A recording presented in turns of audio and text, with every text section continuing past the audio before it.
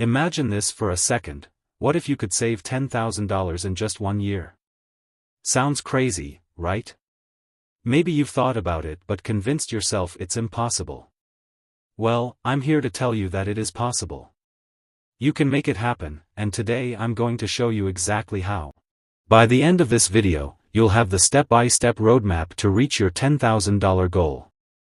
Trust me, this isn't some impossible dream. It's within your reach, and I'm going to walk you through how to do it. Stay with me till the end, because I promise you, what we're about to talk about will completely change how you think about money. Hey, what's up, everyone? Welcome back to the channel. If you're in your 20s or 30s, you've probably got a lot on your plate. Maybe it's student loans, or just trying to make it to the next paycheck without running out of cash. But here's the thing, you don't have to keep living like that. Saving $10,000 in just 1 year is doable. I'm not saying it's going to be easy, but if you follow these steps, you will get there. Let's jump in. First, let's talk mindset. Before we get into the practical steps, you have to understand something. Saving money starts in your mind. You can't just wish for a better financial future. You've got to commit to it. This isn't about thinking, oh, it'd be nice if I could save money. No. You need to say to yourself, I will save this money, and I'm going to make it happen. Here's the truth, if you don't start by prioritizing your future, you'll never reach your goal. So, think long-term.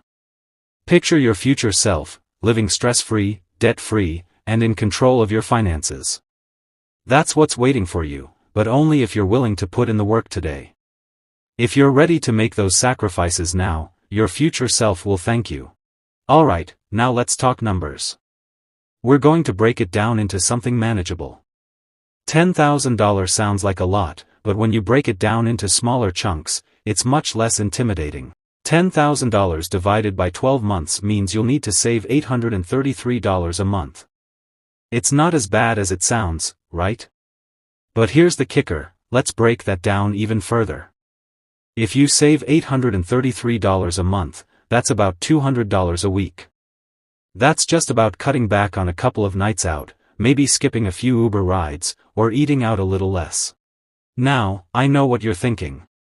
Where the heck am I going to find that extra $833 a month?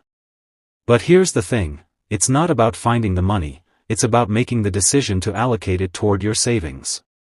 So start by setting this target and watching how everything else begins to fall into place. Here's where it gets even better, automate it.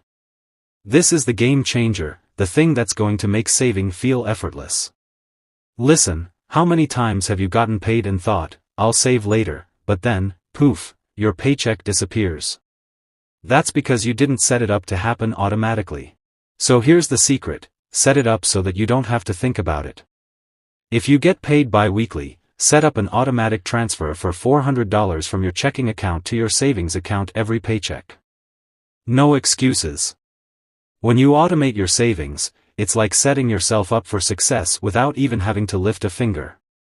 You won't miss the money, and before you know it, your $10,000 goal will be within reach. Now, let's talk about the hard part, cutting expenses.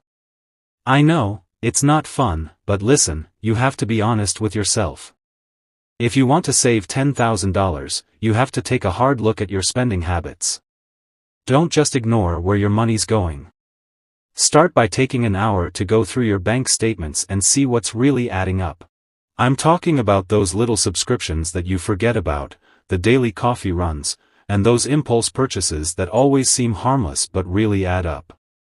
Here's a crazy example, if you're spending $5 a day on coffee, that's $1,800 a year.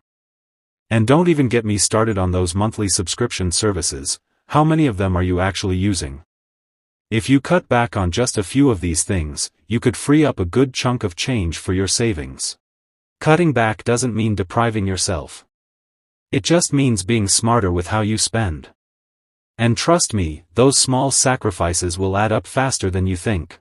Here's where we take it up a notch, boosting your income. Saving money is great, but what if you could earn more to hit that $10,000 goal even faster? The good news is, there are so many ways to earn extra cash. I'm talking about side hustles, freelancing, tutoring, driving for Uber, selling products online. You don't have to quit your full-time job, but you can pick up a side gig that works with your schedule. Imagine this: you're saving money, and at the same time, you're bringing in an extra $200, $300, or even $500 a month. That's going to put you on track to hit your $10,000 goal way faster. If you can find ways to increase your income, whether it's through a side job or passive income like investing, you're going to crush this goal. If you found this helpful, hit that like button, subscribe for more financial tips, and leave a comment with your top strategy for saving money. Don't wait, your future self will thank you for taking action today. Until next time, keep making those smart money moves. Let's build that wealth together.